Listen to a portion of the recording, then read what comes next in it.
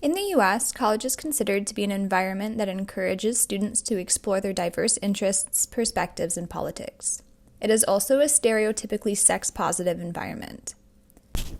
However, private religious-affiliated universities can moderate student opportunities and only allow those which support the university's religious values.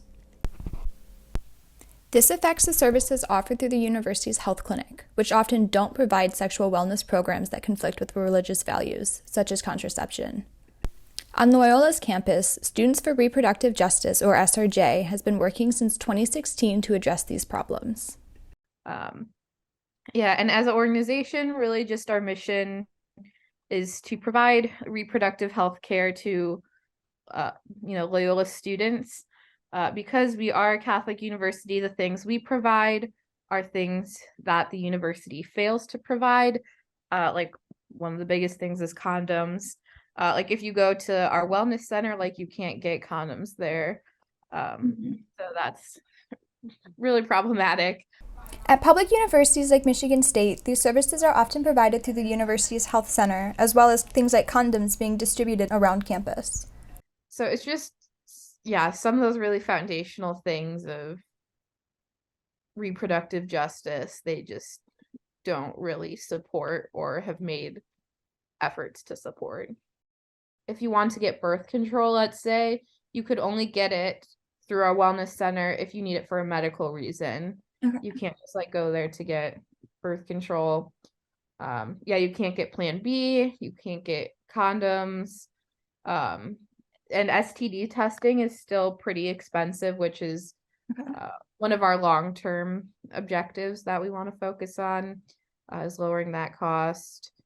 Eventually, our goal is for us to not to need to exist because the university is taking over these services. But unfortunately, that is not gonna happen anytime soon.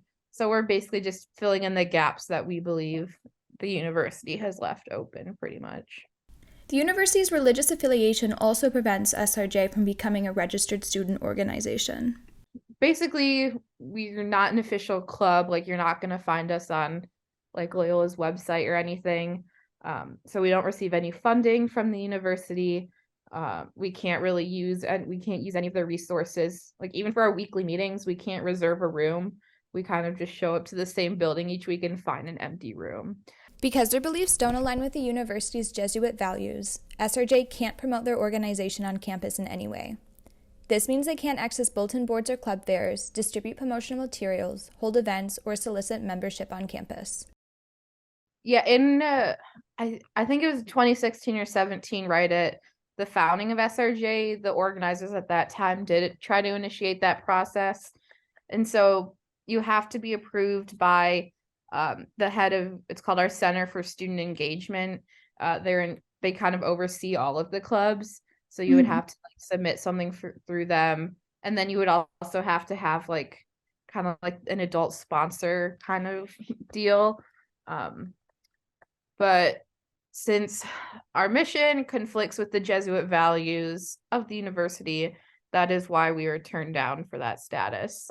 And at this point, we don't ever see ourselves trying to do that again, because what we do really is always going to conflict with what they believe in terms of Catholicism and Jesuit values, and we're not going to change what we do to fit their mold.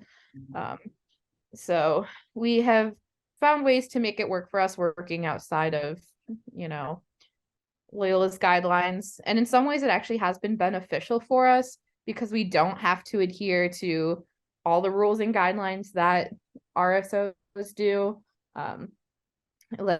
We can host fundraisers, we can meet whenever, do whatever. We don't have to have, a sponsor. It's all student run. There's no faculty or anything involved.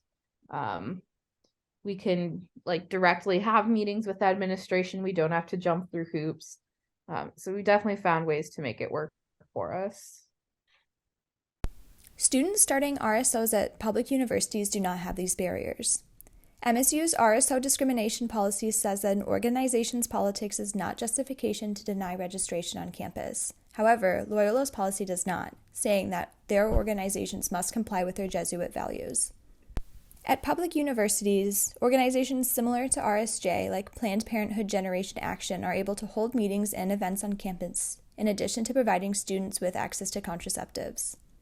So they're held on campus, and we try to have some kind of big event like once every like semester or quarter.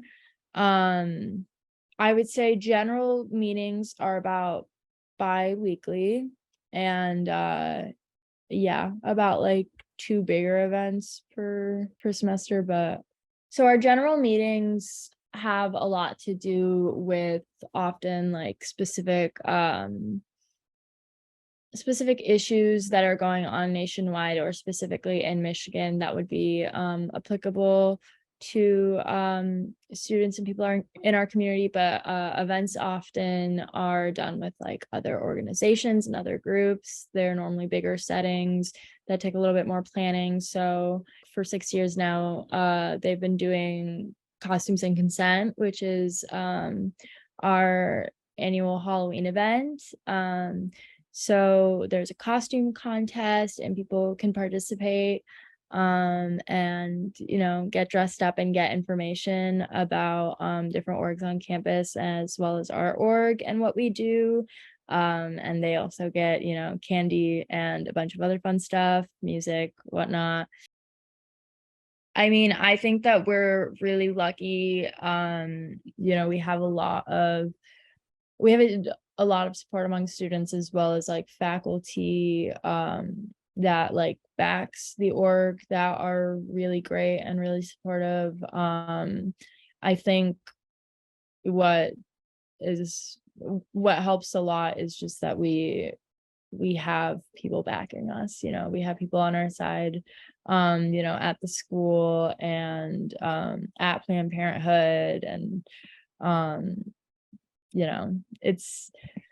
it's not completely against us. So that is a really difficult spot to be in as a student org, that like can't be recognized. And so I have to imagine that the work that they do comes with a lot more barriers.